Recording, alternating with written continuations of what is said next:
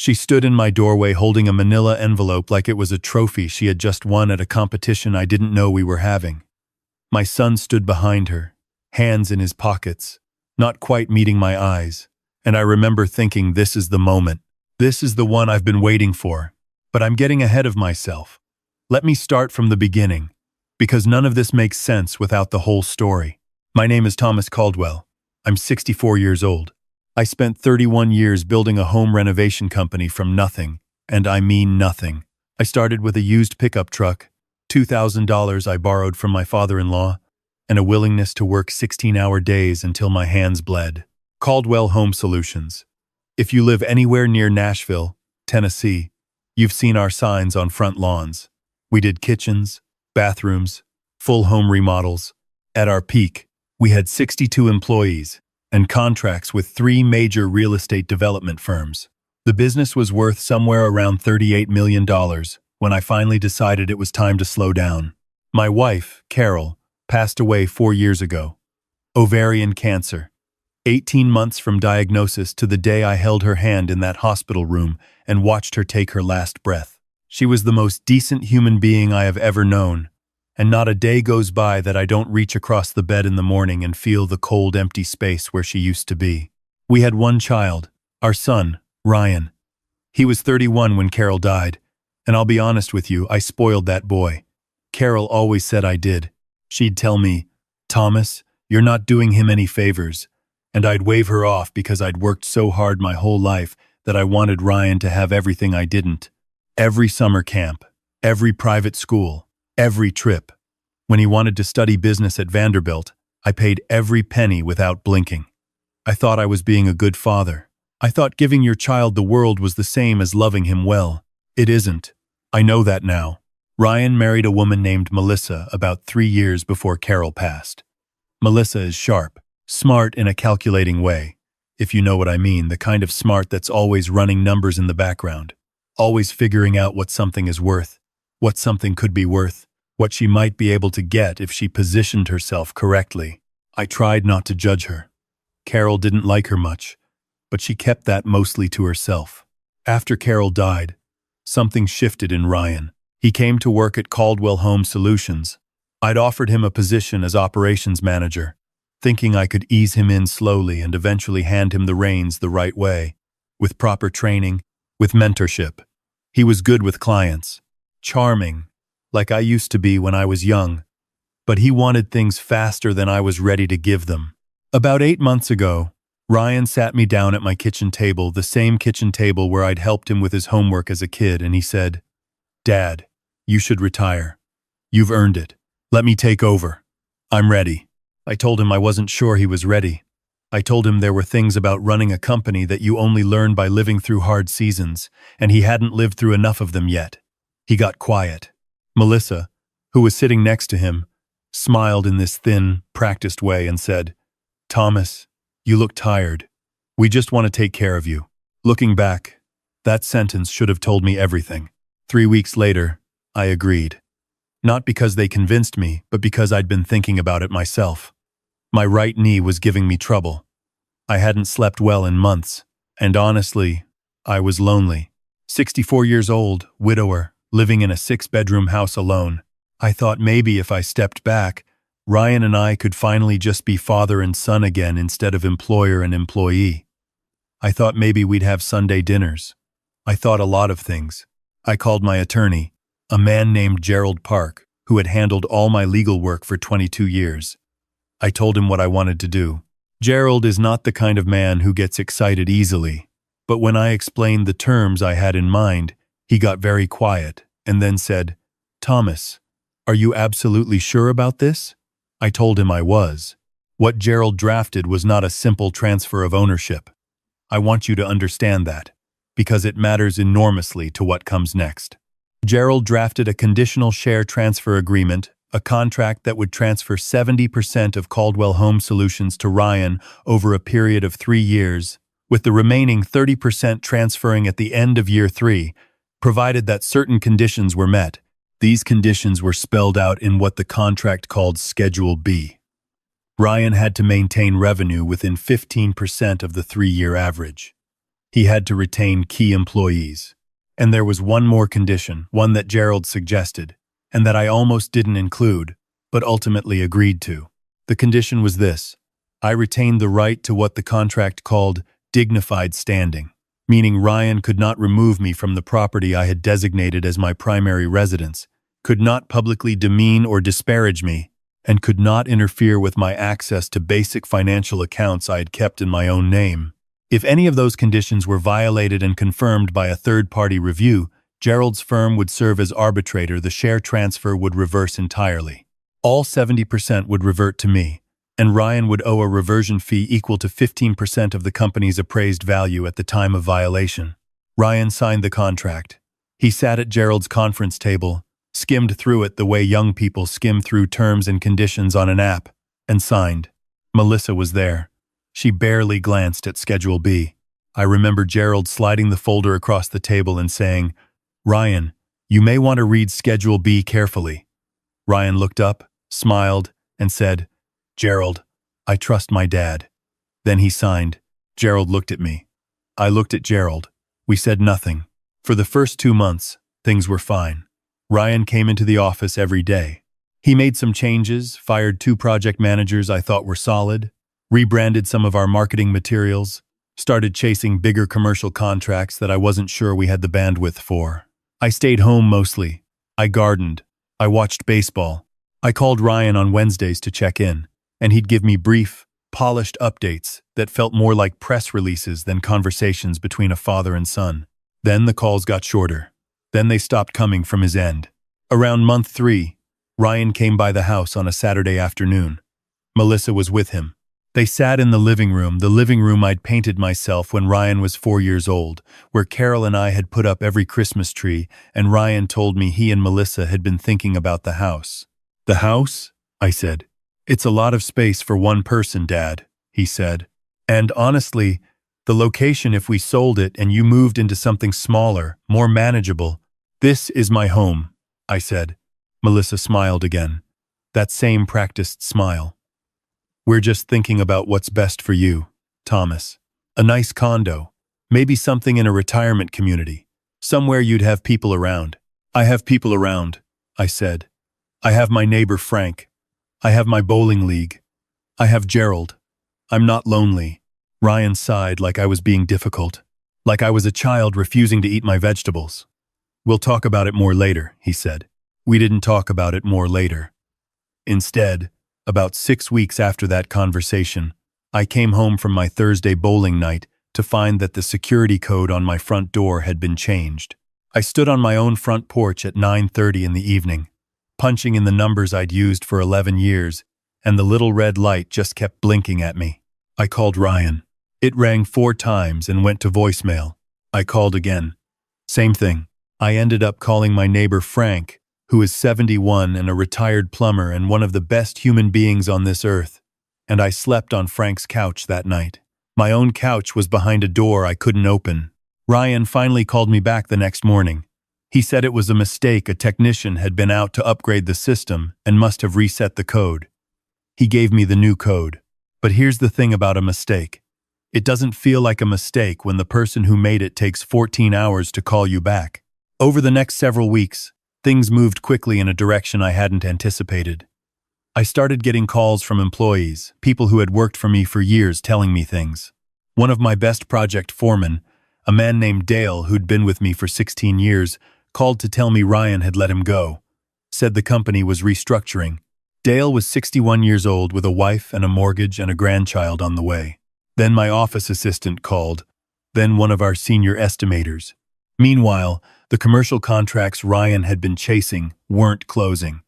The revenue numbers that Gerald had told me Ryan was required to maintain were starting to slip.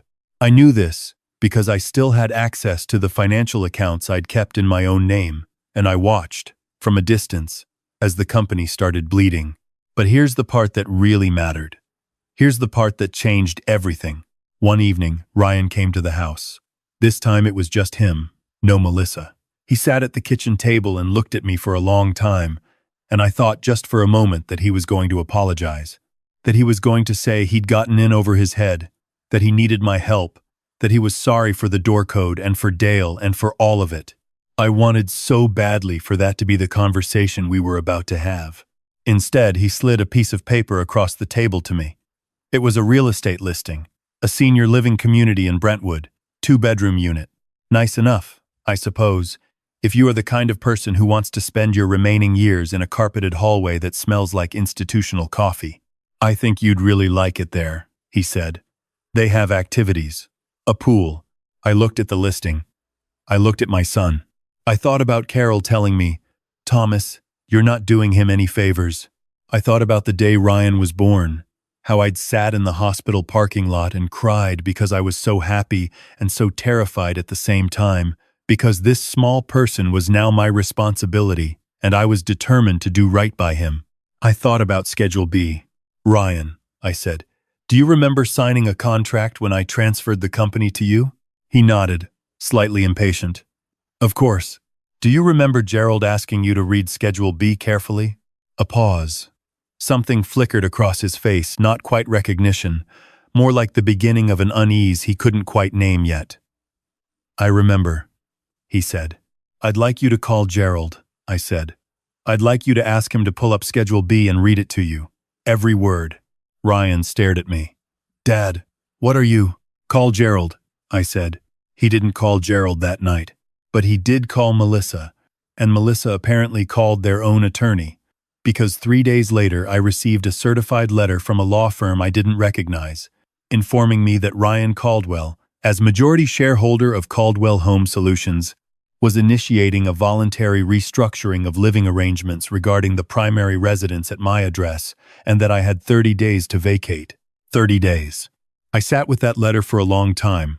I made a cup of coffee, and I sat in Carol's chair, the big blue armchair she always read in, and I read the letter 3 times. Then I called Gerald. Gerald said, "I've been expecting your call." Gerald is not a man who moves slowly when it counts. Within 48 hours, he had filed the paperwork to initiate Schedule B's third-party review process. He documented the changed door code, the eviction letter, the termination of Dale and the other long-term employees, and the revenue data showing Caldwell Home Solutions had fallen 22% below the required threshold in the most recent quarter. Every single condition for reversion had been violated. Every single one.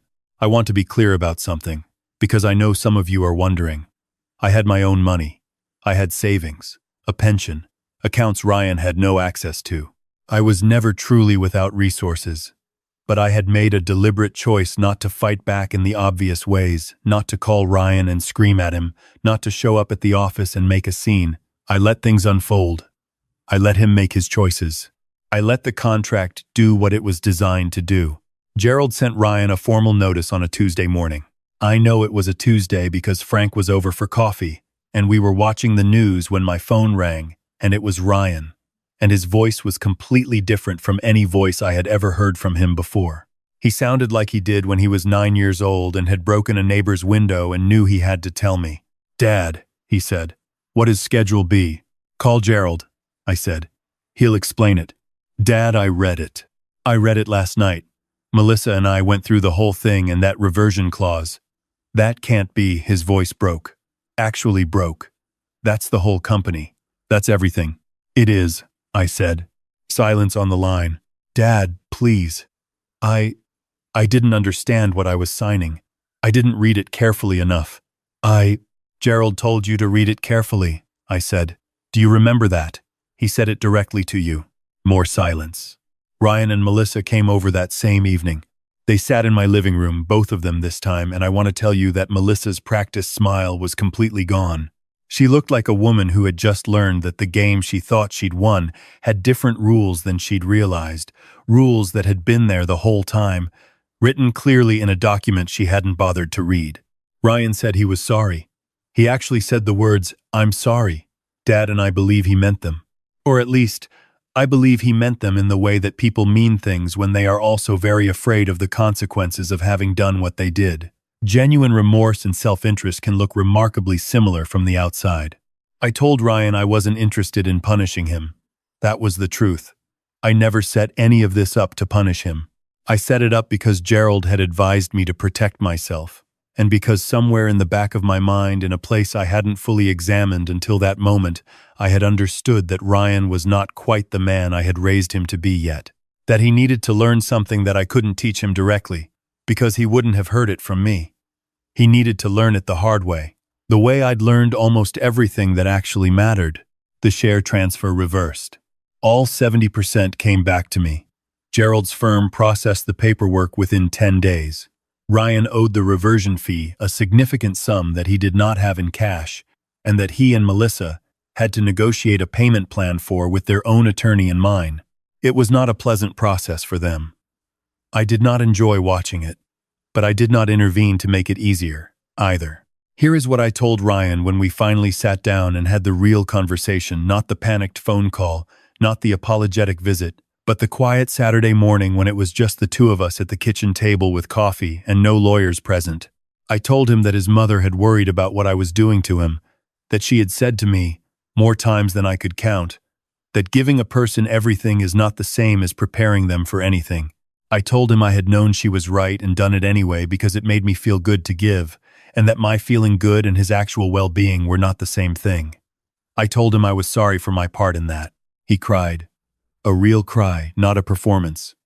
He put his face in his hands and his shoulders shook, and I got up and put my arm around him the way I had when he was small, and we sat like that for a while. Then I told him I wanted to offer him something, not a gift this time, an opportunity. I told him that Gerald and I had drafted a new operational structure for Caldwell Home Solutions. Ryan could come back into the company as a senior vice president with a clear performance track toward eventual ownership, a real track with real milestones, with mentorship from me and from two other senior industry professionals I respected. If he hit those milestones, he would earn the company.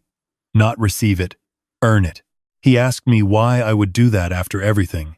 I said because he was my son, because I was still his father, and because the point was never to take something away from him, the point was to give him the chance to become someone who deserved it. Melissa was harder. She and I have had one honest conversation since all of this happened, and it was brief. I told her I hoped she and Ryan would figure out what kind of people they wanted to be together, and that I was available to be a father-in-law to her if she wanted that, but that I was not available to be managed or relocated or quietly pushed aside. She listened. She didn't smile. That was progress, actually.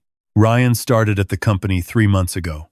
He is not my equal there yet, not by a long stretch, but I will tell you this, he shows up early. He has started calling Dale, who I quietly rehired the week after the reversal. He asks questions instead of just making announcements. Last week, he spent an entire afternoon on a job site with one of our lead crews, getting his hands dirty, learning something he could have learned 5 years ago if I'd given him less and expected more. Carol would have had feelings about all of this. Complex feelings. The way she had complex feelings about most things. She would have been angry at Ryan. She would have been sad for me.